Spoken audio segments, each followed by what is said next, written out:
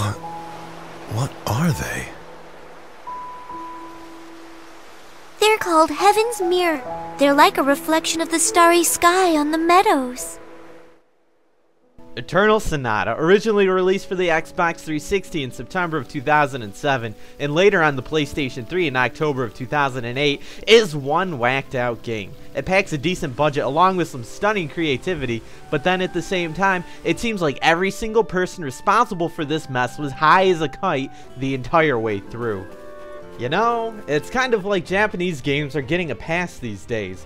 Yeah, I'm aware there's an entire American games only crowd that immediately rejects anything of Japanese origin, but then on the other hand, if one is a Japanese RPG fan, pretty much anything story-wise is acceptable. Let me state this again. Eternal Sonata is nuts, batshit crazy. And in all the research I've done on this game, not one JRPG accepting review really had the balls to call it out. So two major countries are on the brink of war, Forte and Baroque. Somehow the evil Count Waltz has managed to find himself in charge of Forte, where he begins to manipulate his people, taxing them harshly while subsequently poisoning them and turning them into his mindless slaves. Baroque, on the other hand, is constantly under attack from Forte and is trying to reach a peaceful agreement, oblivious to the fact that Count Waltz isn't a very big fan of reason or meaningful logic. The game starts off with two lead roles, those of Algoretto and Polka. Both have no real idea how the world operates beyond their own backyards, but more or less decide that they want to make a difference in their respective lands. They meet up and decide to attempt to fix things as naively as possible. How might that be? By marching up to Count Waltz and asking him to stop. Nicely. Yeah, like something like that would ever work. It's basically your generic JRPG storyline of an overlord trying to take over the world. Somehow he manages to get a dragon, which he may or may not fly around on by the end of the game, while spouting off random insane banter of what is and isn't meaningful in the world. But then, get this, and it's revealed quite early in the game too.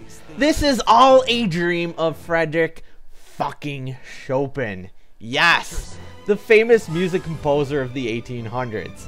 Somehow he fits into this dream world on the good guy team, while of course wearing a very effeminate Japanese pretty boy face and clothing. But they're also called death. Eternal Sonata has this dual storyline going on. The political drama contains no real plot twists and thus isn't very exciting, but then the characterization and cutscenes manage to pump things along just well enough. But then, while all of this is going on, there's that constant underlying question of just what the hell this dream really is. Is Eternal Sonata all really just a dream? If it is anything I'm doing here actually meaningful? How the hell are they going to end this thing, and just how abstract can it get? The originality and bizarreness does act as a hook. If it wasn't for that original punch, I'd probably have lost interest in the beginning. Sadly though, it seems to lack an ultimate direction. The conclusion is not very satisfying. It makes absolutely no sense. It's so drenched in these potential metaphors and smoked up hippie logic that it doesn't really mean anything. At least as far as anyone could ever tell. Eternal Sonata's presentation can be a little infuriating at times. It's a classic example of contemporary Japanese storytelling that tries to push moods so incredibly hard that it'll damn near send anyone to the loony bin who isn't already used to this stuff. Be prepared for lots of camera pans, moments of silence, moments of watching the characters stare off into the sunset as they reflect, and lots of awkward pauses. I'm not really saying that any of this is truly bad, because I know that some people do enjoy it, and it is done so often in Japanese storytelling for probably a reason, but it truly is an acquired taste for many. The actual gameplay, you know, the most important part, is really sort of a mixed bag. The fighting system is similar to newer Tales games or Star Ocean 3 in that you move around and press the attack button and special attack buttons in real time, but then the characters still take turns in being able to move. You can reduce damage by blocking, which is done similar to the Mario RPG games by hitting a button at the exact correct moment, which both helps to further draw you in, but then also annoy you at times. A lot of the difficulty hinges around how good you are at properly blocking. Strategy does still play a part though, and with 12 final characters to choose from in your party of 3, along with different selectable special moves, you still do have to think rather than just react properly. Graphically, Eternal Sonata is incredible. For whatever reason, it seems like American games sometimes just can't get away from the main colors of dark brown and dark green. Not so much here though. Everything is brightly colored and stylized. The backgrounds show some real effort, and I looked forward to reaching each new land. The music, of course, kicks ass too. A lot of your enjoyment will depend on whether or not you like the classic stylings of our main man Chopin here, but if you do, you should end up quite happy.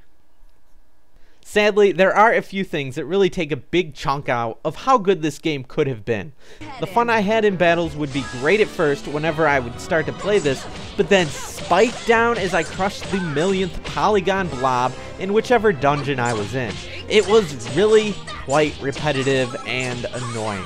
Some of the grindiness does cut out a little later on though, and some of the problems start to taper off, so I can't really consider it horrible, but then it still could have been a whole lot better. By the time it was over, Eternal Sonata left me feeling empty. It delivered a few of those memorable classic gaming moments during its course, particularly ones where I'd slay a boss despite being slightly underleveled, or at least on the brink of death, but then by the end, I just didn't care. I was entertained as I played, but now that I'm done, I am just through with this game and I'm ready to move on. It's quite different from, say, the feeling I've gotten from the RPGs of Tales of Symphonia, where admittedly the first 8 hours are kind of slow and pointless, but by the end, you're just pumped and filled with emotion. Not so much here. Eternal Sonata was missing whatever it is that makes an RPG game a classic. Eternal Sonata is ultimately an okay game, but then I wouldn't recommend it to anyone who can't appreciate Japanese games on a regular basis. I'm not saying this is a bad thing in any sort of way, but it requires a specific taste in gaming. It's a good idea that you love your JRPGs before taking this one on. I had fun while playing Eternal Sonata, but now in retrospect, I don't think I would have missed much if I had never touched it.